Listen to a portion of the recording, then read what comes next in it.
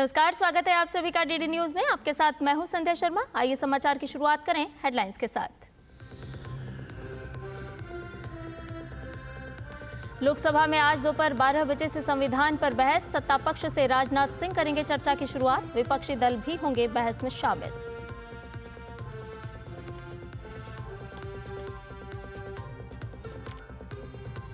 संसद पर आतंकी हमले की 23वीं बरसी। राष्ट्रपति, उपराष्ट्रपति और स्पीकर समेत प्रधानमंत्री ने दी शहीदों को श्रद्धांजलि। विपक्ष के नेताओं ने भी दी पुष्पांजलि।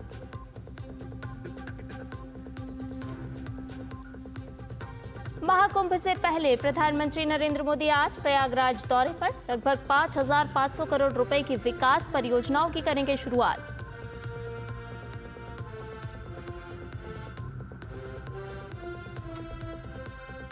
मुंबई में रिजर्व बैंक समेत दिल्ली के कुछ स्कूलों को धमकी भरा मेल। जांच में जुटी पुलिस, अभी तक नहीं मिला कुछ भी संदिग्ध।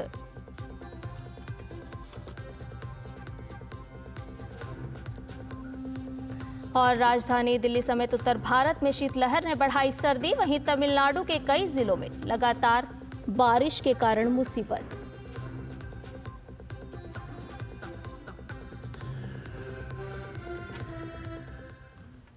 और आइए अब खबरों को जान लेते हैं विस्तार से।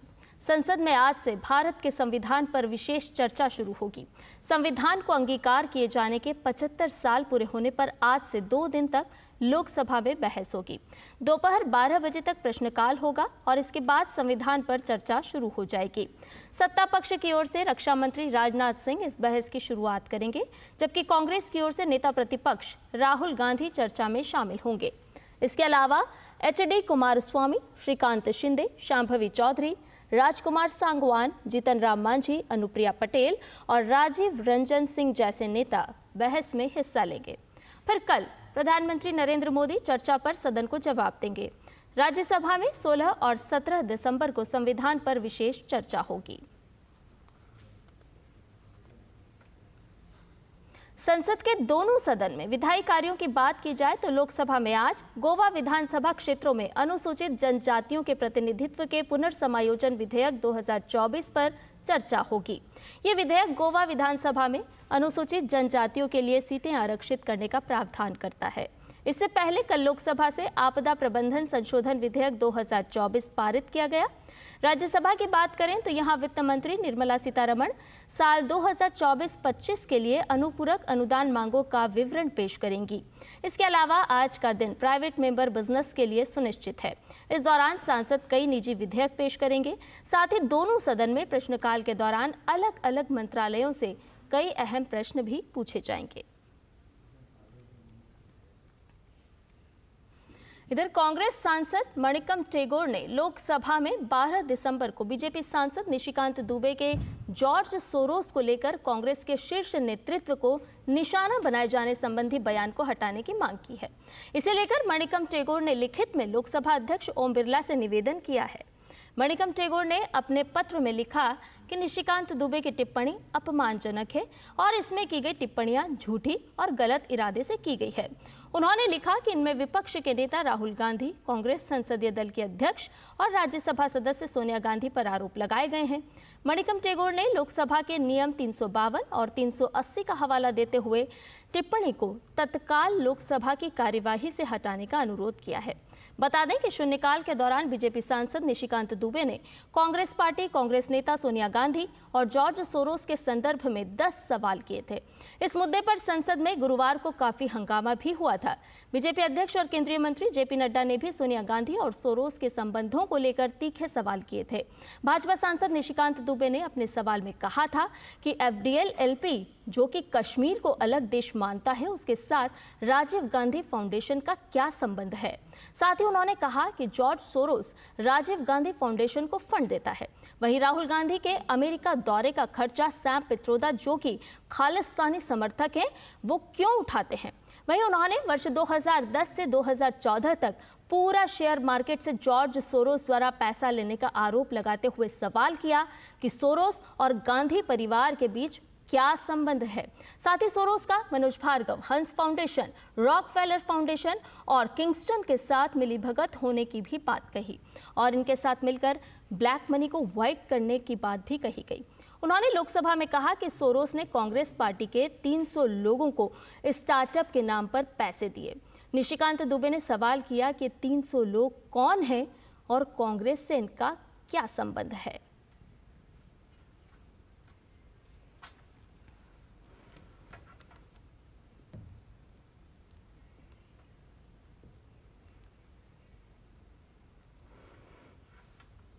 और ज्यादा जानकारी के साथ हमारे संवाददाता शैलेंद्र मिश्र जुड़े हुए हैं। शैलेंद्र, आपसे जानना चाहेंगे निशिकांत दुबे सांसद के तमाम सवाल, लेकिन ऐसी क्या बात कि उसे सदन की कार्रवाई से ही हटाने की मांग कर दी गई? देखिए, हम जानते हैं कि कल शून्यकाल में 10 सवाल निशिकांत दुबे बीजेपी के गोड्डा के सांसद ने उन्होंने पूछे थे और बहुत गंभीर आरोप नेता विपक्ष लोकसभा राहुल गांधी और कांग्रेस के नेता सोनिया गांधी पर लगाया था और कहा था कि जॉर्ज सोरोस से जो गांधी परिवार के जो रिश्ते हैं वो उस पर सफाई दें। उसको लेकर 10 सवाल पूछे थे और तथ्य के हिसाब से कई बातें सामने रखी थी कि कैसे सैम पित्रोदा राहुल गांधी के विदेश दौरे का खर्चा उठाते हैं, कैसे जॉर्ज सोरोस का जो फाउंडेशन है वो एक नैरेटिव खड़ा करता है, जब वो एक मीडिया संस्थान को फंड करता है उसके नैरेटिव पर कांग्रेस पार्टी सामने आती है। हम जानते हैं कि बीजेपी की तरफ से संबित पात्रा ने एक प्रेस कॉन्फ्रेंस कर देशद्रोही तक राहुल गांधी को बताया था और जिसको लेकर एक प्रिविलेज मोशन भी कांग्रेस की तरफ से सदन में मूव किया गया था। अब इस नए खुलासे या नए आरोपों को लेकर अब दरअसल विपक्ष कांग्रेस पार्टी का कहना है कि इसमें तमाम ऐसे आरोप लगाए गए हैं, ऐसी बात कही गई है जो संसद के मर्यादा के अनुकूल नहीं है या फिर उसके तथ्यों को प्रमाणित नहीं किया गया है, तो उसे सदन की कार्रवाई से हटा देना चाहिए। और हमने देखा कि जब इससे पहले भी निशिकांत दुबे ने जॉर्ज सोरोस का मुद्दा उठाया था लोकसभा में, तब सदन में खूब हंगामा हुआ था और सदन की कार्रवाई कल भी स्थगित हुई थी और इससे पहले भी जब निशिकांत दुबे ने आरोप लगाया था। तो अब कांग्रेस पार्टी ये चाह रही है कि सदन की जो कार्रवाई से निशिकांत दुबे के आरोपों को, उसमें जो कुछ आपत्तिजनक बातें कही गई हैं उनको हटा दिया जाए, जिससे कि ये बात सामने आए कि जो आरोप लगाए गए हैं वो अभी तथ्यात्मक तौर पर प्रमाणित नहीं हुए हैं। आज हमने निशिकांत दुबे से बात की, उन्होंने कहा कि आज संविधान पर चर्चा का विषय है तो लिहाजा वो ज़्यादा कुछ नहीं बोलेंगे। वो चाहेंगे कि कॉन्स्टिट्यूएंट असेंबली में जो एक चर्चा हुई थी संविधान निर्माण के दौरान, उस तरह की एक शानदार चर्चा लोकसभा में दिखाई दे। बीजेपी को 5.5 घंटे का समय मिला है। सदन के उपनेता रक्षा मंत्री राजनाथ सिंह चर्चा की शुरुआत करेंगे। कल प्रधानमंत्री नरेंद्र मोदी संभवतः शाम 5 बजे चर्चा का लोकसभा में जवाब देंगे। तो बीजेपी के तमाम नेता, 1 दर्जन से ज़्यादा नेता बोलने वाले हैं। 2.5 घंटे से ज़्यादा समय कांग्रेस पार्टी को मिला है। बाकी जो कांग्रेस के सहयोगी दल हैं उनके नेता भी बोलेंगे। बीजेपी के सहयोगी दल यानी एनडीए के जो नेता हैं वो भी अपनी बात रखेंगे। तो उम्मीद यही है कि एक शानदार चर्चा होगी। चूँकि संविधान पर चर्चा हो, ये मांग विपक्ष ने ही रखी थी और हमने देखा था कि संविधान को लेकर जो एक नैरेटिव बनाने की कोशिश हुई, बीजेपी का यह कहना था कि फेक नैरेटिव कांग्रेस पार्टी ने बनाने की कोशिश की थी लोकसभा चुनाव में या उसके बाद। अब जनता ने उसका जवाब विधानसभा चुनाव में दिया है। तो अब इसमें जब चर्चा होगी तब बीजेपी की तरफ से यह भी बात सामने आएगी कि आपातकाल किसने लगाया था, सबसे ज़्यादा बार लोकतांत्रिक तरीके से चुनी हुई राज्य सरकारों को बर्खास्त किसने किया था, बाबा साहब अम्बेडकर का अपमान किसने किया था, ओबीसी आयोग को संवैधानिक दर्जा किसने नहीं दिया था। इस तरह की तमाम बातें बीजेपी की तरफ से प्रमुख वक्ताओं द्वारा रखी जा सकती है। शैलेंद्र, संविधान पर जो ये चर्चा होनी है, क्या इसका कोई विषय भी निश्चित किया गया है? साथ ही साथ प्रधानमंत्री नरेंद्र मोदी का सदन में कब रिप्लाई होना है? देखिए, निश्चित तौर पर जब कोई चर्चा होती है तो उसका एक विषय होता है। जो 75 वर्ष हमारे बहुत सुनहरे रहे हैं संविधान का, वो एक पूरा विषय है संविधान पर चर्चा का और उसके तहत ये पूरी चर्चा होनी है। इसीलिए हम कह रहे हैं कि हमारा जो संविधान है, जो हमारी जो लोकतांत्रिक व्यवस्था है, वो संविधान लागू होने के बाद निरंतर मजबूत हुई है। और हमने देखा है कि दुनिया को भारत ने दिखाया है कि तमाम चुनौतियों के बावजूद हम सबसे पुरातन लोकतंत्र तो हैं ही, और साथ ही साथ हमारी जो लोकतंत्र की जड़ें हैं वो कितनी गहरी हुई हैं जब हम संविधान लागू होने के बाद की व्यवस्था पर आगे बढ़े हैं। तो ये बहुत महत्वपूर्ण है। चर्चा के दौरान ये सब बात सामने आएंगी कि कैसे संविधान निर्माण के दौरान उस वक्त के महान नेताओं ने चर्चा की थी एक पहलुओं पर, और हमें एक ऐसा संविधान दिया बाबा साहब अम्बेडकर की अगुवाई में जो आज जिस पर हम चलते हुए देश आगे बढ़ रहा है। तो ये सब चर्चाएं होंगी। जहाँ तक प्रधानमंत्री के रिप्लाई का सवाल है, उन जवाब का सवाल है। शाम को कल 5 बजे संभवतः प्रधानमंत्री नरेंद्र मोदी इस चर्चा का जवाब दे सकते हैं। हालांकि 12 घंटे की चर्चा रखी गई है, आज 12 बजे से चर्चा शुरू होगी। ये सब कुछ निर्भर करेगा कि चर्चा कब पूरी होती है, क्या समय बढ़ाने की मांग की जाती है, लेकिन कल संभवतः 5 बजे प्रधानमंत्री नरेंद्र मोदी का जवाब चर्चा पर होना है। शैलेंद्र, यहाँ पर एक सवाल आपसे ये भी जानना चाहेंगे कि जिस तरह से मणिकम टेगोर ने निशिकांत दुबे सांसद द्वारा उठाए गए 10 बिंदुओं पर विरोध दर्ज कराते हुए एक तरह से विरोध ही कहेंगे कि उन्होंने कहा है कि कुछ चीज़ों को एक्सपंज किया जाए, लेकिन यहाँ सवाल ये उठता है कि बार बार जब सत्ता पक्ष की तरफ से ये कहा जा रहा है कि आप स्पष्ट कीजिए कि संबंध क्या है जॉर्ज सोरोस से, तो सदन की कार्रवाई से बिंदुओं को हटाना क्या ये एक हल नजर आता है या फिर स्पष्टीकरण देना ज़्यादा मुफीद लगता है? देखिए, 2 बातें हैं। पहली बात तो यह है कि आज हम देख रहे हैं कि दोनों सदन, लोकसभा और राज्यसभा, फिलहाल सुचारू रूप से चल रहे हैं। कल भी लोकसभा चली थी, प्रश्नकाल हुआ था, हालांकि थोड़ी देर के लिए हंगामा जरूर हुआ था, लेकिन विधायी कामकाज की प्रगति हुई थी। आपदा प्रबंधन जो विधेयक है उस पर चर्चा हुई और वो पारित किया गया। कल लोकसभा अध्यक्ष ने कहा कि कोई भी सांसद इस तरह की टिप्पणी निजी न करे। ये दरअसल उस संदर्भ में था जब कल्याण बनर्जी ने एक आपत्तिजनक टिप्पणी ज्योतिराज सिंधिया को लेकर की थी और हमने परसों देखा था कि उसकी वजह से सदन की कार्रवाई थोड़ी देर के लिए स्थगित हुई थी और सत्ता पक्ष ने उस पर बहुत कड़ी आपत्ति जताई थी। और तो उसके बाद कल्याण बनर्जी ने माफ़ी मांगी और कल्याण बनर्जी ने एक लिखित तौर पर भी लोकसभा अध्यक्ष को जानकारी दी। उसके बाद एक सहमति बन गई। लेकिन ये मामला बिल्कुल उलट है। इसमें हम देख रहे हैं कि निशिकांत दुबे कुछ आरोप लगा रहे हैं जो बहुत गंभीर है सोरोस के मुद्दे पर, और नेता सदन जेपी नड्डा राज्यसभा ने भी ये आरोप बहुत लगाए थे कि सोरोस पर चर्चा होनी चाहिए। सोरोस के साथ जो वो देश विरोधी काम जो सोरोस करते रहे हैं, उनका फाउंडेशन, और इस चर्चा को लेकर कांग्रेस से क्या संबंध है, ये सब भी चर्चा होनी चाहिए। तो अब ये कांग्रेस पार्टी का सवाल है कि वो आखिर इस पर जवाब क्यों नहीं देना चाहती। अगर उसे लगता है कि निशिकांत दुबे ने जिन मुद्दों को उठाया है वो गलत है, तो सदन में आकर उसका एक सिलसिलेवार तरीके से जवाब दे सकती है, उन बातों को एक तरह से काउंटर कर सकती है। सदन की कार्रवाई से निकालने का प्रश्न तब आता है जब कोई शब्द ऐसा इस्तेमाल किया गया हो जो संसद की गरिमा के अनुकूल नहीं हो, संसद की परंपरा के अनुकूल नहीं हो, और कोई किसी ऐसे व्यक्ति के खिलाफ आरोप लगाए गए हों जो सदन का सदस्य भी ना हो। तो अब देखना होगा कि इस पर क्या फैसला लोकसभा अध्यक्ष लेते हैं, वो उनका फैसला अंतिम होता है। लेकिन जहां तक मेरी जानकारी और मुझे समझ में आता है कि अगर किसी सदस्य पर कोई आरोप लगते हैं तो बेहतर होता है कि उस सदस्य अपने उन आरोपों पर अपनी सफाई रखे या फिर अपनी बात रखे सदन के अंदर। लेकिन कांग्रेस पार्टी ये चाहती है कि निशिकांत दुबे ने कल जो कई सवाल पूछे या फिर इससे पहले जो आरोप लगाए थे सदन में, उनको कार्रवाई से ही निकाल दिया जाए। क्या कुछ शब्दों को लेकर आपत्ति है या पूरी ही आरोपों को लेकर आपत्ति है, ये देखने वाली बात होगी। क्योंकि इस तरह होता नहीं है कि कार्रवाई निकाल दी जाए। सिर्फ कुछ शब्दों को लेकर जो संसदीय परंपरा के अनुकूल नहीं होते हैं, उन शब्दों को हम देखते हैं कि कार्रवाई से हटाया जाता है या फिर निजी आपत्तिजनक टिप्पणियों को। जी, बहुत शुक्रिया शैलेंद्र तमाम जानकारी हमसे साझा करने के लिए। तो आज संसद में बेहद महत्वपूर्ण दिन है और आज संविधान पर चर्चा होनी है। देखना होगा कि आज सदन किस तरह से चलता है। बढ़ते हैं खबरों में आगे। संसद हमले के शहीदों को संसद भवन परिसर में श्रद्धांजलि अर्पित की गई। उपराष्ट्रपति और राज्यसभा के सभापति जगदीप धनखड़, लोकसभा अध्यक्ष ओम बिरला, प्रधानमंत्री नरेंद्र मोदी ने श्रद्धांजलि अर्पित की। और इस समय में आपको सीधे लिए चल रहे हैं लोकसभा की कार्रवाई। So visits are important. I accept it. Visits are also subject of timing, of convenience, of agenda. So the honorable member asked, we give them priority. Do they give us priority? And the answer is yes. That if one looks at what we do with each of these countries, he referred, sir, to Maldives. With Maldives, with this government in Maldives, we have inaugurated the Adu Link Road and Reclamation Project. I myself went for it. 28 islands there were provided water and sewage facilities. And by the way, the president of Maldives was present at the oath taking of this new government.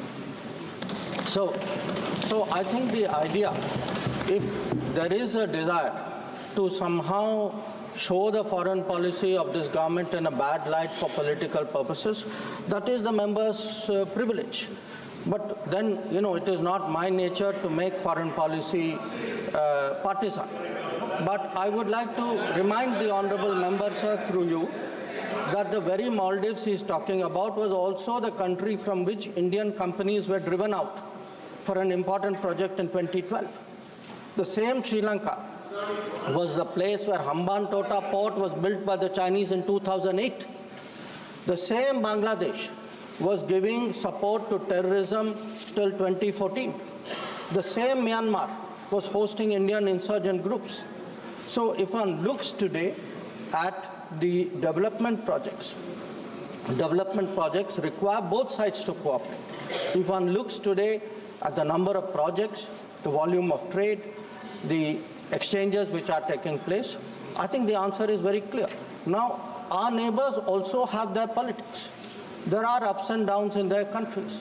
It will have some implications for us. But it is important we are mature and we don't get into point scoring. Honourable member. Thank you, Mr. Speaker, sir. Mr. Speaker, sir, for my second supplementary, let me turn to our northern neighbors. तो लोकसभा की कार्रवाई में doctor S Jaishankar बोल रहे थे। एक सवाल के जवाब में नेबरहुड फर्स्ट नीति पर जवाब दे रहे थे और वो साफ तौर पर चाइना, बांग्लादेश, म्यांमार जैसे देशों का उल्लेख कर रहे थे। साथ ही कह रहे थे कि डेवलपमेंट प्रोजेक्ट पर किस तरह से काम किए जाने की ज़रूरत है। ट्रेड का भी उन्होंने यहाँ पर जिक्र किया। उन्होंने कहा कि बहुत आवश्यक है कि सदन में जब भी हम बात करें तो हम मैच्योरिटी के तौर पर बात करें और साथ ही साथ हम नेबरहुड फर्स्ट नीति को लेकर के किस तरह से आगे बढ़ रहे हैं उस पर ज़रूरत है ध्यान देने की। आइए खबरों में बढ़ते हैं आगे और आपको बताएं कि संसद हमले के शहीदों को संसद भवन परिसर में श्रद्धांजलि अर्पित की गई। उपराष्ट्रपति और राज्यसभा के सभापति जगदीप धनखड़, लोकसभा अध्यक्ष ओम बिरला, प्रधानमंत्री नरेंद्र मोदी और कई गणमान्य हस्तियों ने शहीदों को श्रद्धासुमन अर्पित किए। इस अवसर पर केंद्रीय मंत्री और सभी दलों से जुड़े सांसद भी मौजूद रहे। सभी ने आतंकवादियों की उस कायराना हरकत को नाकाम बनाने और अपने प्राण न्यौछावर करने वाले वीरों को नमन किया।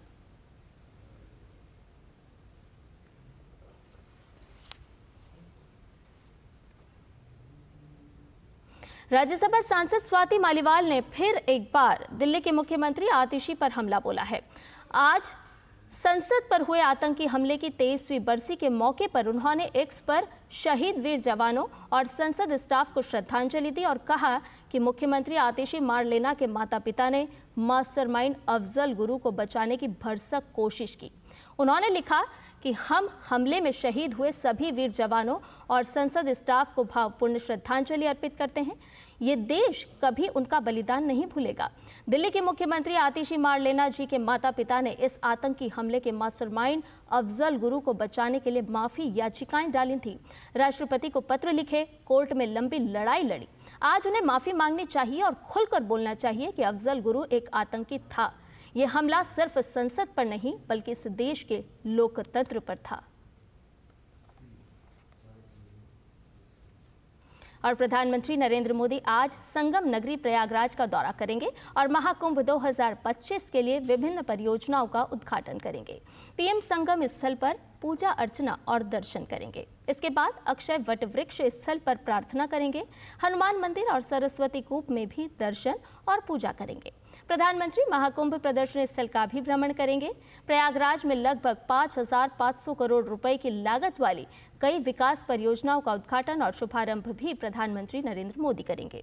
इसमें प्रयागराज में आधारभूत सुविधाओं को बढ़ावा देने और निर्बाध संपर्क प्रदान करने के लिए 10 नए रोड ओवरब्रिज या फ्लाईओवर, स्थायी घाट और रिवर फ्रंट सड़कें जैसी विभिन्न रेल और सड़क परियोजनाएं शामिल हैं। स्वच्छ और निर्मल गंगा के प्रति अपनी प्रतिबद्धता के अनुरूप प्रधानमंत्री गंगा नदी की ओर जाने वाले छोटे नालों को रोकने, टैप करने, मोड़ने और उपचारित करने की परियोजनाओं का भी उद्घाटन करेंगे। मंदिर के प्रमुख गलियारों का उद्घाटन भी करेंगे। इनमें भारद्वाज आश्रम गलियारा, श्रृंगवेरपुर धाम गलियारा, अक्षय वट गलियारा, हनुमान मंदिर गलियारा शामिल हैं। इन परियोजनाओं से श्रद्धालुओं की पहुंच आसान होगी और आध्यात्मिक पर्यटन को भी बढ़ावा मिलेगा।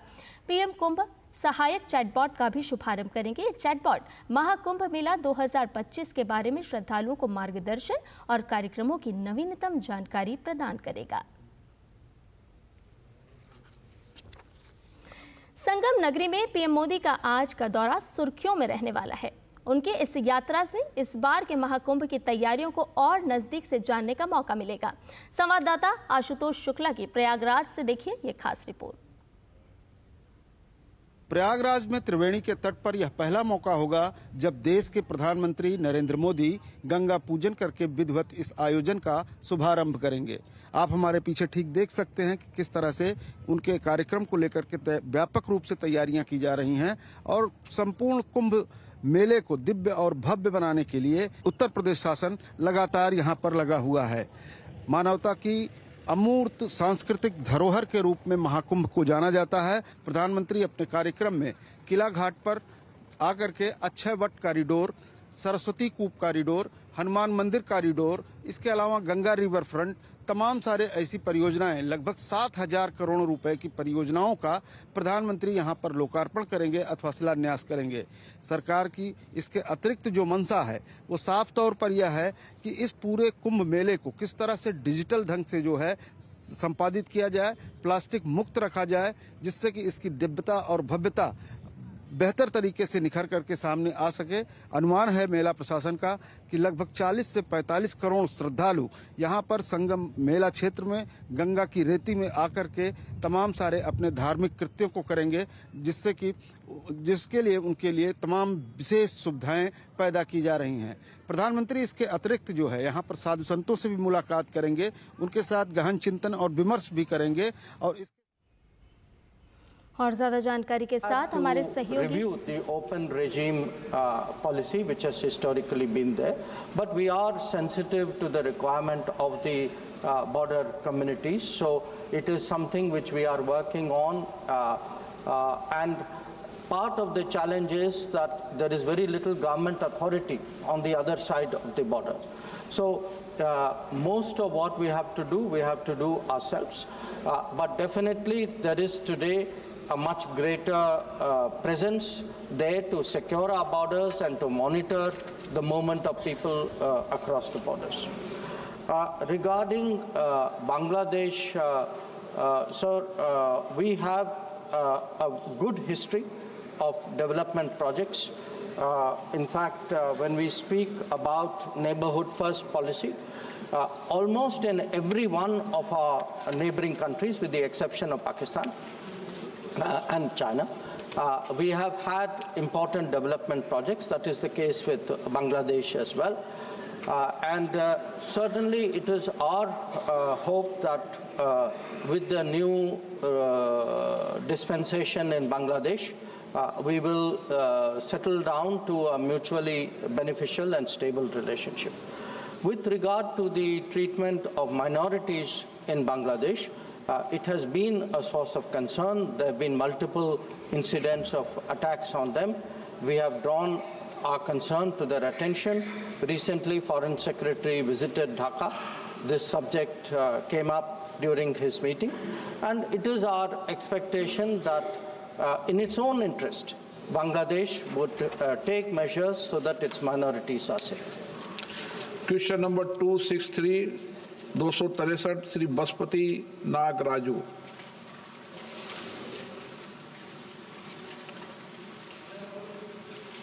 माननीय मंत्री जी, विवरण सदन के पटल पर रखा गया है। Honourable member.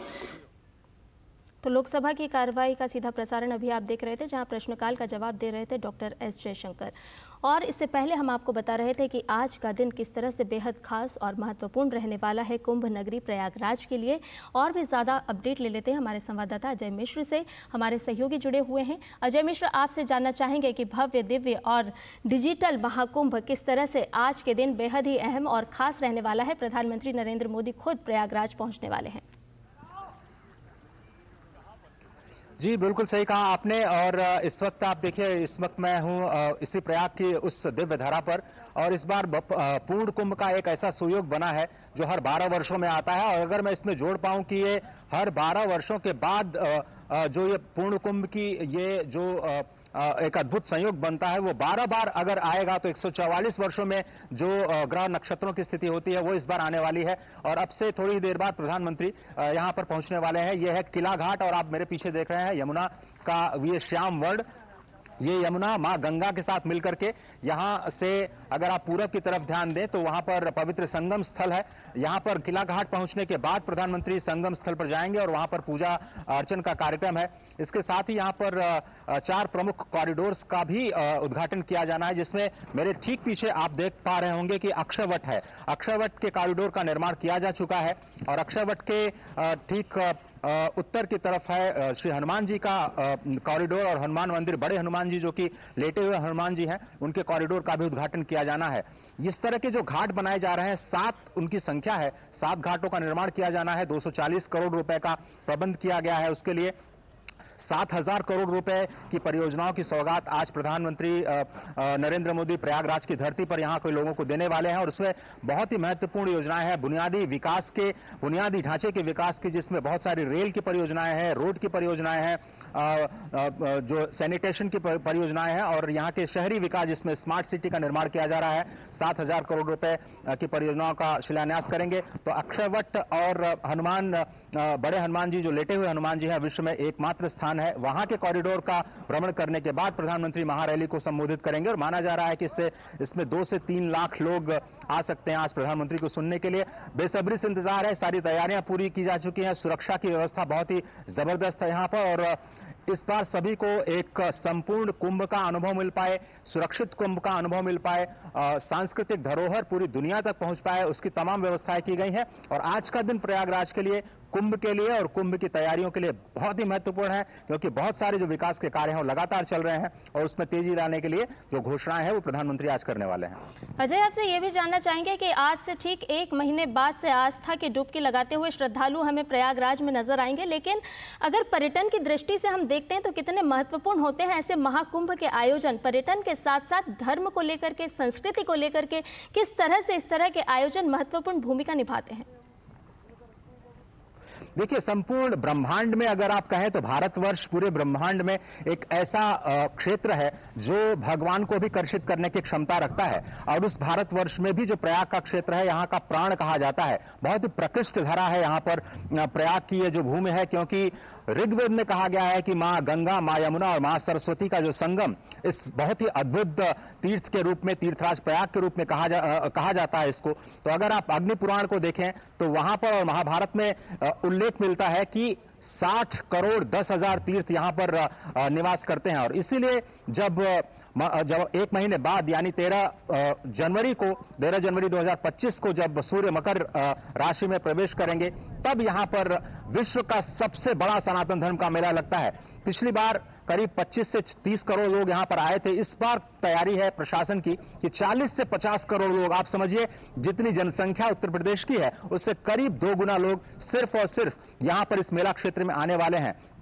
अगर आप देखें तो 102 जो वाहन पार्किंग है उसकी व्यवस्था की गई है। 500 किलोमीटर रेत पर सड़क बनाई गई है, 500 किलोमीटर। आप समझिए जिससे कि आसानी से यहां पर गाड़ियों की व्यवस्था की जाए, लोगों के आने जाने की सुविधा की जाए।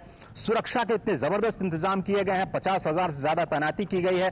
ये बहुत ही अद्भुत समागम होता है संध्या, और यहां पर आना तो किसी के परिश्रम या किसी के पुण्य का फल नहीं होता है, सिर्फ और सिर्फ भगवान की कृपा होती है। तो ही यहां पर आकर के और भी पूर्ण कुंभ में अगर किसी को स्नान करने का मौका मिल जाए तो कहा जाता है कि उसके जन्म जन्म के पाप समाप्त हो जाते हैं और उसका कायाकल्प हो जाता है। तो यहां पर कल्पवास करने की विधा है, जहां आप अपने षड्विकारों को नष्ट करते हैं, पंच धातुओं से जिनका आपसे शरीर बना है उनका शोधन करते हैं, पंच तत्व से जिनका शरीर बना है उन सभी पंच तत्वों के शोधन की यह धरा है। तो अद्भुत संगम होता है, अद्भुत समागम होता है और 1 महीने तक आप लगातार यह पर्व देखेंगे। दुनिया का सबसे बड़ा महापर्व, सनातन का सबसे बड़ा महापर्व अपनी तैयारियों की ओर धीरे धीरे आगे बढ़ रहा है और हम सभी बहुत ही उत्सुकता से प्रतीक्षा कर रहे हैं 13 जनवरी का। 13 जनवरी से लेकर के 26 फरवरी तक विश्व भर में भारत की सनातन संस्कृति का डंका और यहां से जो सुर उठेंगे, जो नाद उठेगा भारत की संस्कृति के विस्तार का, वो अद्भुत होने जा रहा है। और सभी को आज उन बड़े उद्घाटनों की प्रतीक्षा है, उन बड़े ऐलानों की प्रतीक्षा है जो कि यहां के प्रयाग की तो सूरत तो बदल ही देंगे, लेकिन भारत की सांस्कृतिक विरासत को भी पूरी दुनिया में ले जाने का एक महत्वपूर्ण कार्य करने वाले हैं। अजय, आपसे ये भी जानना चाहेंगे कि इस महाकुंभ की तैयारियों में तकनीक का कितना बड़ा सहारा लिया जा रहा है, और साथ ही प्रधानमंत्री नरेंद्र मोदी आज विभिन्न परियोजनाओं और का भी शिलान्यास करने वाले हैं, एक बड़ी सौगात भी देने वाले हैं प्रयागराज को। बिल्कुल सही कहा आपने संध्या, और एक बहुत ही जबरदस्त प्रदर्शनी है जिसका अवलोकन प्रधानमंत्री करेंगे। इस प्रदर्शनी को 7 भागों में बांटा गया है। उसमें प्रयागराज स्मार्ट सिटी का स्वरूप दिखाया जाएगा। डिजिटल महाकुंभ, इस बार सब कुछ डिजिटल होने जा रहा है। इस बार का मंत्र ही है दिव्य, भव्य और डिजिटल महाकुंभ। तो पूरी दुनिया को तकनीक के साथ जोड़ने की योजना इस बार बनाई जा रही है। तीर्थराज प्रयाग के मंदिर और घाट निर्माण किया जाएगा। इस तरह के घाट 7 स्नान घाट बनाए जाएंगे, और विश्व का सबसे बड़ा अस्थायी शहर यहां पर बनाने की प्रक्रिया उसकी शुरू की जाएगी। सुरक्षित महाकुंभ का एक नया स्टॉल है, कैसे सुरक्षा का भाव रखते हुए लोगों को यहां पर अपने पवित्र संगम में स्नान करने का मौका मिले। सुगम रेल यात्रा, 1600 करोड़ रुपए से ज्यादा की रेल सुविधाओं का आज उद्घाटन किया जाएगा, जिसमें कई सारे रेलवे ओवरब्रिजेज और दोहरीकरण शामिल है। प्रयागराज से लेकर के काशी के बीच में स्वच्छ और सुविधाजनक कुंभ बनाने के लिए स्वच्छता का विशेष ध्यान रखा गया है। आप समझिए, लोगों को जो मूलभूत सुविधाएं होती हैं, हर 1 किलोमीटर पर आपको पीने के पानी की व्यवस्था रहेगी। आप जो वेस्ट मैनेजमेंट होता है उसकी सारी व्यवस्था की जाएगी। रिसाइकलिंग प्लास्टिक से बनने वाले कई सारे उपकरण यहां पे इस्तेमाल किए जाएंगे। इलेक्ट्रिक क्रूज का इस्तेमाल किया जाएगा। तो बिल्कुल ग्रीन और क्लीन महाकुंभ की तैयारी है। प्रयागराज के 29 प्राचीन मंदिरों का जीर्णोद्धार किया जाना है और 11 कॉरिडोर्स का निर्माण किया जाना है। श्रृंगवेरपुर कॉरिडोर का यहां से प्रधानमंत्री रिमोट कंट्रोल के माध्यम से उद्घाटन करेंगे, जो कि गंगा के उस तरफ बसता है। 135 करोड़ रुपए उसके लिए आवंटित किए गए हैं। साथ ही भारद्वाज आश्रम जो यहां से थोड़ी दूर पर है, वो एक कॉरिडोर बनाया गया है। अक्षयवट, जो आप मेरे दाहिनी ओर देख पा रहे होंगे, अक्षयवट का कॉरिडोर का काम पूरा हो चुका है 18 करोड़ की लागत से। हनुमान मंदिर का कॉरिडोर 40 करोड़ की लागत से पूरा हो चुका है। शिवालय पार्क के लिए 14 करोड़ रुपए दिए गए हैं। तो इस तरह से बहुत ही जबरदस्त व्यवस्थाएं की गई हैं, और जो सौगातें आज जिसका उद्घाटन, जिसकी घोषणा प्रधानमंत्री करने वाले हैं, करीब 7,000 करोड़ रुपए की है, जिसमें ज्यादातर बुनियादी ढांचे की और यहाँ के कुंभ मेला के प्रबंधन की सारी सुविधाएं स्पष्ट तौर पर नजर आएंगी। जी, बहुत शुक्रिया अजय, तमाम जानकारी हमसे और हमारे दर्शकों से साझा करने के लिए। तो भव्य, दिव्य और डिजिटल रहने वाला है महाकुंभ 2025, जिसकी तमाम तैयारियां की जा रही हैं। प्रधानमंत्री नरेंद्र मोदी खुद आज प्रयागराज पहुंचेंगे और कई सारी सौगात भी प्रयागराज को देंगे। इसके साथ ही बुलेटिन में फिलहाल वक्त चला एक छोटे से ब्रेक का, जल्द हाजिर होंगे। जब धरती चीर कर निकलता है लोहे का पत्थर और मिलता है मोंगिया के जोश से, फिर तपता है, पिघलता है और बनता है फौलाद। अब होता है सरिया सारी खूबियों के साथ। मोंगिया स्टील, मजबूत देश का मजबूत सरिया। और ब्रेक के बाद समाचार में आपका एक बार फिर से स्वागत है, और आइए आपको सीधे लिए चलते हैं राज्यसभा की कार्रवाई। तिवारी जी, आप अनुभवी नेता हैं, टटोलिए, आपने चुन कर क्या बात की है? रेजोल्यूशन नहीं आया, अविश्वास प्रस्ताव ले आइए। अरे पढ़िए उन 10 पॉइंट को। इज्जत करता हूं खड़गे जी की, 100% करता हूं। मेरी 0 करते हैं, लिखित में अनुरोध करता हूं, लिखित में कहता हूं, मान्यवर मुझ पर कृपा कीजिए। जो समय आपको ठीक लगे मेरे से मिलने का समय निकालिए। मेरे पास नहीं आ सकते तो मैं आऊंगा। देखिए, आप अपने हिसाब से, आपका तो एक क्रम हो गया है कि मेरे को चिट्ठी बजाना है। श्री मल्लिकार्जुन खड़गे, क्या कह रहे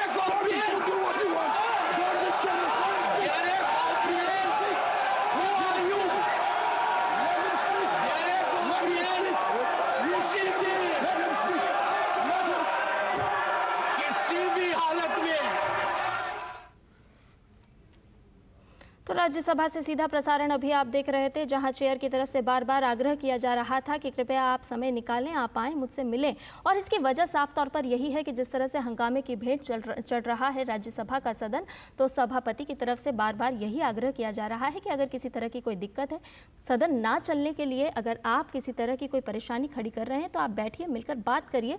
और जैसे ही सभापति की तरफ से मल्लिकार्जुन खड़गे को बोलने के लिए कहा गया तो डेरेक ओब्रायन ने बीच में खड़े होकर के बोलना चाहा, जिसको लेकर के एक बार फिर व्यवधान खड़ा हो गया। और आइए अब खबरों में बढ़ते हैं आगे। आपको बताएं कि देश में धमकी भरे कॉल और ईमेल आने का सिलसिला रुकने का नाम नहीं ले रहा है। विमान कंपनियों और स्कूलों के बाद अब भारतीय रिजर्व बैंक को धमकी भरा मेल आया है।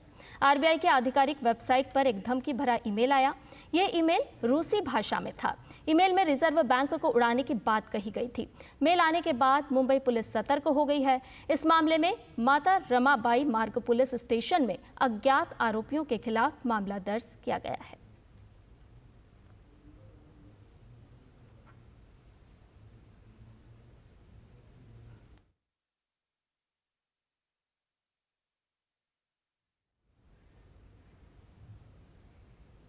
वहीं दिल्ली के कई स्कूलों को फिर से आज सुबह बम से उड़ाने की धमकी वाले ईमेल भेजे गए। ईमेल में कहा गया है कि स्कूल परिसर में कई विस्फोटक सामग्री लगाई जा चुकी है। साथ ही कहा गया कि विस्फोटक स्कूल सहित आसपास के लोगों को नुकसान पहुंचाने की अपने अंदर पर्याप्त क्षमता रखता है। इस ईमेल के बाद दिल्ली फायर सर्विस के अधिकारी और पुलिस मौके पर पहुंचे। टीम को कहीं भी कुछ भी संदिग्ध नहीं मिला। दिल्ली के अलग अलग स्कूलों को पहले भी इस तरह से धमकी भरे ईमेल भेजे गए थे। जांच पड़ताल में मेल में दी गई सूचनाएं झूठी निकली थी। जानकारी के मुताबिक इस बार भेजे गए ईमेल में पेरेंट्स टीचर्स मीटिंग का भी जिक्र किया गया है, जिसके बाद दिल्ली पुलिस इस एंगल पर भी जांच कर रही है कि किसी ने जानबूझकर ये लिखकर ईमेल करके शरारत तो नहीं की। अब तक 30 स्कूल को धमकी भरे मेल आए हैं। साथ ही एहतियात के तौर पर स्कूल खाली कराए जा रहे हैं। डिफेंस कॉलोनी का है दिल्ली पब्लिक स्कूल। 12:54 की मेल आया था इन पे, जो हमें पता चला है, जो डायरेक्टर उर्मिला से, थाने से, डिफेंस कॉलोनी से, एसएचओ स्टाफ, फायर ब्रिगेड और स्कूल का स्टाफ है। हाँ, बच्चे को एंट्री नहीं करने दिया। अच्छा, अंदर से ही, बाहर से। इधर समाजवादी पार्टी के नेता और पूर्व मंत्री आजम खान जेल में बंद हैं। जेल से आजम खान की चिट्ठी सार्वजनिक हुई है, जिसमें उन्होंने इंडी ब्लॉक को निशाने पर लिया है। आजम ने इस चिट्ठी में संभल हिंसा के बहाने अखिलेश यादव और कांग्रेस समेत समूचे विपक्ष को रामपुर की याद दिलाई है। आजम खान ने अपने पत्र में लिखा है कि समाजवादी पार्टी रामपुर में हुए जुल्म और बर्बादी का मुद्दा संसद में उतनी ही मजबूती से उठाए जितना संभल का, क्योंकि रामपुर के सफल तजुर्बे के बाद ही संभल पर आक्रमण हुआ है। आजम खान ने आरोप लगाया है कि रामपुर की बर्बादी पर इंडी गठबंधन खामोश तमाशबीन बना हुआ है और मुस्लिम लीडरशिप को मिटाने पर काम करता रहा। उन्होंने कहा कि इंडी ब्लॉक को अपनी स्थिति स्पष्ट करनी होगी, वरना मुसलमानों के हालात और भविष्य पर विचार करने के लिए मजबूर होना पड़ेगा। पत्र में आजम खान ने मुस्लिम वोट बैंक की दुहाई दी है और आखिर में अपने तीखे तेवरों से भी रूबरू कराया है। इधर सुप्रीम कोर्ट ने कैश फॉर जॉब घोटाले से जुड़े मनी लॉन्ड्रिंग मामले में पश्चिम बंगाल के पूर्व शिक्षा मंत्री पार्थ चटर्जी को जमानत दे दी है। हालांकि अभी वो तुरंत रिहा नहीं होंगे। कोर्ट ने पार्थ चटर्जी के खिलाफ ट्रायल में तेजी लाने का निर्देश दिया है। एससी ने ट्रायल कोर्ट से कहा है कि वो पार्थ चटर्जी के खिलाफ आरोप तय करने पर 31 दिसंबर तक फैसला ले और अहम गवाहों के बयान जनवरी में पूरा कर ले। कोर्ट ने कहा कि आरोप तय करना और गवाहों के बयान दर्ज होने की ये कवायद सब जनवरी में पूरी कर ली जाए और इसके पूरा होते ही अधिकतम 1 फरवरी 2025 तक पार्थ चटर्जी को जमानत पर रिहा कर दिया जाए। हालांकि कोर्ट ने साफ किया है कि जमानत मिलने के बाद पार्थ चटर्जी विधायक रह सकते हैं, पर किसी पब्लिक सर्वेंट के पद पर वो नियुक्त नहीं होंगे। इधर राजस्थान के मुख्यमंत्री भजनलाल शर्मा आज 70 लाख से ज्यादा किसानों के बैंक खातों में मुख्यमंत्री किसान सम्मान निधि की दूसरी किश्त के रूप में 700 करोड़ रुपए ट्रांसफर करने वाले हैं। आज अजमेर में राज्य स्तरीय किसान सम्मेलन आयोजित होगा। 15,983 किसानों को ड्रिप फव्वारा संयंत्रों के लिए 28 करोड़ रुपए से अधिक, 17,000 से अधिक किसानों को फार्म पॉन्ड, पाइपलाइन, तारबंदी, डिग्गी निर्माण, कृषि यंत्र, जैविक खाद सहित विभिन्न कार्यों के लिए 74 करोड़ से अधिक की राशि के साथ साथ सोलर पंप स्थापना संवेदन के लिए 80 करोड़ रुपए की राशि डीबीटी के माध्यम से ट्रांसफर की जाएगी। 3,25,000 पशुपालकों को 5 रुपए प्रति लीटर के आधार पर 200 करोड़ रुपए की सहायता राशि डीबीटी के माध्यम से ट्रांसफर होगी। साथ ही कृषि शिक्षा को बढ़ावा देने के लिए कृषि संकाय में अध्ययनरत 10,500 छात्रों को 22 करोड़ रुपए प्रोत्साहन राशि का डीबीटी भी किया जाएगा। इस दौरान मुख्यमंत्री कार्यक्रम में पीएम कुसुम बी योजना के तहत 15,000 किसानों को सोलर पंप के लिए 300 करोड़ रुपए का अनुदान और ग्राम सेवा सहकारी समितियों में गोदाम निर्माण की पहली किस्त के लिए 10 करोड़ रुपए की स्वीकृतियां दी जाएंगी। इस अवसर पर मुख्यमंत्री मंगला पशु बीमा योजना, ऊंट संरक्षण और विकास मिशन और 100 गौशालाओं में गौ कास्ट मशीन उपलब्ध कराने के कार्य का शुभारंभ भी करेंगे। साथ ही 200 नए बल्क मिल्क कूलर्स और 1,000 नए दूध संकलन केंद्र की भी शुरुआत की जाएगी। इसके अतिरिक्त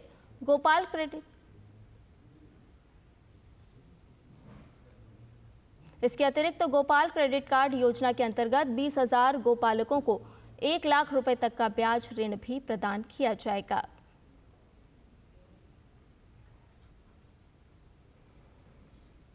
और समाचार में फिलहाल वक्त एक छोटे से ब्रेक का, जल्द हाजिर होंगे।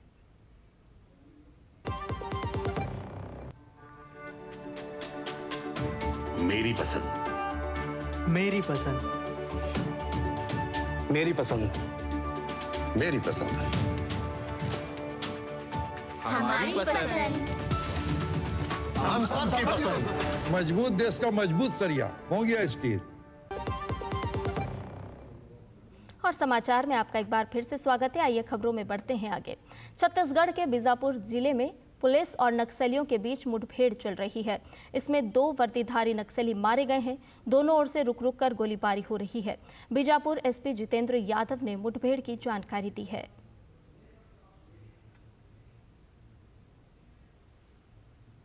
दिल्ली के उपराज्यपाल वीके सक्सेना ने सशस्त्र सेना झंडा दिवस के अवसर पर दिल्ली के विशिष्ट सेवा पदक विजेताओं को सम्मानित किया। इस मौके पर थल सेनाध्यक्ष जनरल उपेंद्र द्विवेदी और नौसेना प्रमुख एडमिरल दिनेश कुमार त्रिपाठी भी मौजूद रहे।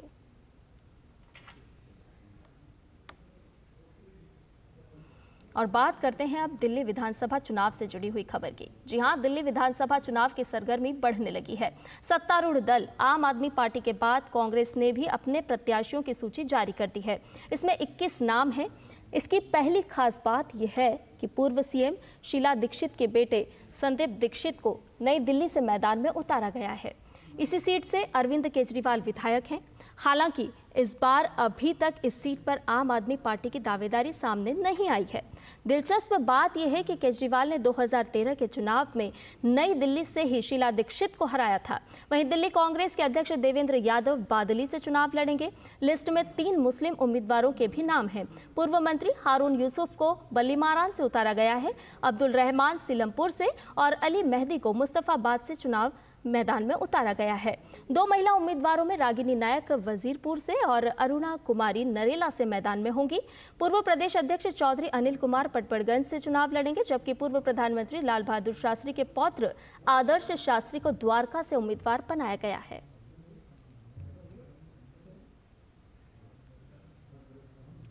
इधर दिल्ली पुलिस ने राजधानी में बांग्लादेशी घुसपैठियों की धरपकड़ तेज कर दी है। अवैध बांग्लादेशी प्रवासियों के खिलाफ अपने सत्यापन अभियान के दूसरे दिन बृहस्पतिवार को 32 लोगों के दस्तावेज एकत्र किए गए। पुलिस ने न्यू सीमापुरी की E44 झुग्गियों में यह व्यापक अभियान चलाया। पुलिस को जो 32 लोग मिले, उनके परिवार के सदस्य बांग्लादेश से कई वर्ष पहले भारत आए थे और दिल्ली में आकर बस गए। जो लोग आए थे उनमें से अधिकतर लोगों की मौत हो गई। उनके परिवार के सदस्य यहाँ रह रहे हैं। उनके आधार कार्ड समेत अन्य दस्तावेज दिल्ली के बने हुए हैं। पुलिस ने सत्यापन के लिए इनके कागजात की कॉपी अपने पास जमा कर ली है और इन सब के डॉक्यूमेंट्स को FRRO को भेजा जाएगा। इनको क्रॉस वेरीफाई किया जाएगा। दिल्ली के उपराज्यपाल के निर्देश के बाद अवैध बांग्लादेशियों के खिलाफ दिल्ली पुलिस की कार्रवाई जारी है। राष्ट्रीय राजधानी में रह रहे अवैध घुसपैठियों की पहचान करने, उन्हें बाहर निकालने के लिए 2 महीने की समय सीमा तय की गई है। पुलिस घर घर जाकर सत्यापन के तहत कई टीम संदिग्ध लोगों के आधार कार्ड नंबर, मतदाता पहचान पत्र नंबर जैसे डेटा एकत्र कर रही है। डेटा एकत्र करने के बाद एक रिकॉर्ड तैयार किया जाएगा, जिसे उचित सत्यापन के लिए विदेशी क्षेत्रीय पंजीकरण कार्यालय को भेजा जाएगा। इससे पहले दिल्ली पुलिस ने कालिंदी कुंज इलाके में बड़ी कार्रवाई की। बुधवार को पुलिस ने कालिंदी कुंज में बनी झुग्गियों में जाकर लोगों के आधार कार्ड और अन्य दस्तावेजों की जांच की। यह ऑपरेशन शहर की सुरक्षा व्यवस्था सुनिश्चित करने के लिए चलाया जा रहा है और इस अभियान का उद्देश्य अतिक्रमण हटाना, अवैध रूप से प्राप्त सरकारी दस्तावेजों को रद्द करना और यह सुनिश्चित करना है कि इन व्यक्तियों को बांग्लादेश वापस भेज दिया जाए।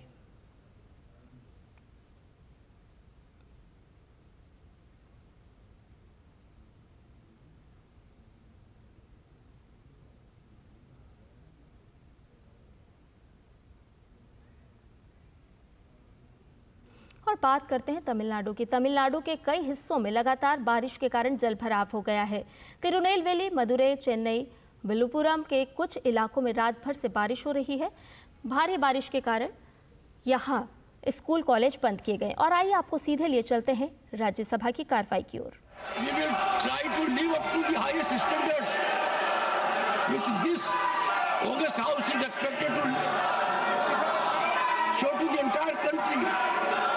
Appeal to you, Khadge ji, please spare time, accept my prayer, see me in my chamber today. Same request I am making to the leader of the house also. I will discuss with two of you. I will try to navigate things so that we are able to work as a house, as members of this august house. I would expect Mr. Khadge ji, respected Khadge ji, to respond. Let us meet in my chamber. Let us find a way out. We will navigate ahead of it. Mr. Leader of the opposition. Sir, the chairman who is not respecting me, how can I respect you? You are insulting me. The house is standing to meet at 11 a.m. on Monday, the 16th of December 2024. Finally, I appeal to leader of the opposition to spare time to see me today in my chamber at 12:15. Thank you.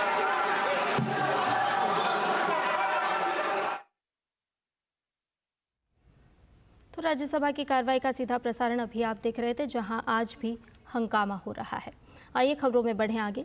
Rajya Sabha में सभापति ने कांग्रेस के सांसदों से कहा कि आप मुझ जैसे किसान के बेटे को सुबह शाम आरोपित और अपमानित करते हैं। मैं किसका बेटा हूं? मैं देश के लिए मर जाऊंगा। मैंने बहुत कुछ बर्दाश्त किया है। आज का किसान खेत तक सीमित नहीं है और आज का किसान हर जगह अपनी काबिलियत दिखाने के लिए सक्षम है। आप प्रस्ताव लाएं, आपका अधिकार है, आप चर्चा करिए, लेकिन आपने संविधान की धज्जियां उड़ा दी हैं। किसान का बेटा हूं, कमजोरी नहीं दिखाऊंगा, देश के लिए मर जाऊंगा, मिट जाऊंगा। आप लोग चिंतन नहीं करेंगे। 24 घंटे एक ही काम है कि किसान का बेटा यहाँ क्यों बैठा है। मैं आंखों से देख रहा हूं, पीड़ा महसूस कर रहा हूं। मेहरबानी कर दिल टटोलिए, मेहरबानी कर कुछ सोचिए। तो अभी आप देख रहे थे कि किस तरह से सभापति साफ तौर पर कह रहे हैं कि आप एक किसान के बेटे को समझिए। मैं किसान का बेटा हूं और मैं सदन की कार्रवाई को चलाना चाहता हूं, लेकिन बार बार आपकी तरफ से व्यवधान पैदा किया जा रहा है। विपक्ष के रवैये से साफ तौर पर सभापति जगदीप धनखड़ बेहद दुखी नजर आए। आप सुबह शाम मुझे आरोपित और अपमानित करते हैं, ये कहना है चेयर की तरफ से सभापति जगदीप धनखड़ का। उन्होंने कहा कि किस तरह से आप लोग राज्यसभा में अविश्वास प्रस्ताव को लेकर के हंगामा कर रहे हैं, ये शोभा नहीं देता है। बार बार चेयर की तरफ से वो कह रहे हैं कि मैं देश के लिए मर जाऊंगा, मैं किसान का बेटा हूं, मैं देश के लिए काम करना चाहता हूं और हर सदस्य की भी ये जिम्मेदारी बनती है कि वो देश की जनता को ध्यान में रख करके सदन में चर्चा को आगे बढ़ाए। लेकिन अविश्वास प्रस्ताव को लेकर के राज्यसभा में आज भी हंगामा हुआ। साफ तौर पर देखने को मिला कि कोई भी सदस्य अपनी बात नहीं रख पाए और हंगामे के बीच एक बार फिर सदन की कार्रवाई में हमने देखा कि सभापति खासे दुखी नजर आए। उन्होंने विपक्ष के रवैये को लेकर के बार बार आग्रह किया कि किसी तरह से आप हमसे बात करना चाहते हैं, चर्चा करने चाहते हैं तो आप आइए, मुझसे अलग से मिलिए, लेकिन सदन में व्यवधान खड़ा मत करिए, क्योंकि ये बेहद ही बहुमूल्य समय है जिसमें जनता के मुद्दे उठाए जाने चाहिए। और हमारे संवाददाता ऋषि हमारे साथ जुड़े हुए हैं, उनसे ताज़ा अपडेट ले लेते हैं। ऋषि, आपसे जानना चाहेंगे कि आज भी राज्यसभा की कार्रवाई व्यवधान के भेंट चढ़ गई और साफ तौर पर हमने देखा कि सभापति किस तरह से बेहद ही दुखी नजर आए। उन्होंने साफ तौर पर कहा कि किसान का बेटा हूं, देश के लिए मर सकता हूं, लेकिन सदन का जो अमूल्य समय है उसे बर्बाद ना किया जाए। बिल्कुल, देखिए इस समय सदन की कार्यवाही वैसे तो सोमवार 11 बजे तक लिए स्थगित कर दी गई है, लेकिन इस दौरान जो हुआ वो बेहद कह सकते हैं कि संसदीय परंपराओं के अनुरूप नहीं रहा। और सभापति ने बार बार विपक्ष से आग्रह किया कि आप संवाद का रास्ता बनाए रखें, हंगामा ना करें। और उन्होंने आज एक बार फिर से विपक्ष के नेता मल्लिकार्जुन खड़गे और विपक्ष के अन्य नेताओं से आग्रह किया कि वो एक बार उनसे आकर मिलें। और इस दौरान उन्होंने कहा कि नेता सदन भी मौजूद रहेंगे और जो बातचीत का रास्ता है वो हमेशा जारी रहना चाहिए। उन्होंने यहाँ तक कहा कि मेरे खिलाफ जो आप अविश्वास प्रस्ताव लाए हैं वो आपका संवैधानिक अधिकार है, आप उस पर चर्चा करिए, मुझे इस पर कोई आपत्ति नहीं है और मैं बड़े धैर्य के साथ इन सब चीजों को ले रहा हूँ। लेकिन उन्होंने कहा कि सदन की कार्यवाही को में बाधा न डालें। साथ ही साथ उन्होंने कहा कि जो मूल्य हमारे संवैधानिक मूल्य हैं उनको बनाए रखना हमारी जरूरत है। इस दौरान भाजपा के सांसदों ने भी विपक्ष पर तीखा हमला किया और उन्होंने कहा कि तमाम भाजपा के जो सांसद थे उन्होंने कहा कि आप लोगों ने, विपक्ष ने खास तौर से, कि सभापति के खिलाफ एक आंदोलन सा छोड़ रखा है उनको अपमानित करने का, और एक किसान के बेटा को आप लोग उच्च पदों पर देखना नहीं चाहते हैं। ये जो पूरी की पूरी कवायद रही आज सदन के अंदर, निश्चित तौर से सभापति ने पुरजोर कोशिश की कि सदन चले और उन्होंने खड़े होकर विनम्रता पूर्वक आग्रह भी किया कि मेरा आग्रह है कि सभी लोग सदन को आगे चलाने में मदद करें, लेकिन हंगामा जारी रहा। इस दौरान विपक्ष की तरफ से भी कई बातें रखी गई, जिसमें कि डीएमके सांसद तिरुचि सिवा ने कहा कि सत्ता पक्ष की तरफ से भी जो तमाम विपक्ष के नेताओं पर आरोप लगाए, व्यक्तिगत आरोप, उनको सदन की कार्यवाही से निकाला जाना चाहिए। सभापति ने कहा कि पहले सदन की कार्यवाही को सुचारू रूप से चलने दें, उसके बाद ही किन्हीं चीजों को आगे बढ़ाया जा सकता है। तो कुल मिलाकर अभी सदन की कार्यवाही सोमवार यानी कि 11 बजे तक के लिए स्थगित कर दी गई है। जी, बहुत शुक्रिया ऋषि, तमाम जानकारी हमसे और हमारे दर्शकों से साझा करने के लिए। तो आज भी हंगामे की भेंट चढ़ गया राज्यसभा का सदन, जहां पर साफ तौर पर तेज हंगामा होता रहा और सभापति की तरफ से बार बार ये कहा गया कि मैं किसान का बेटा हूँ, चेयर का आदर करिए। और इसके साथ ही बुलेटिन में फिलहाल मेरे साथ इतना ही, मुझे दीजिए इजाज़त, नमस्कार।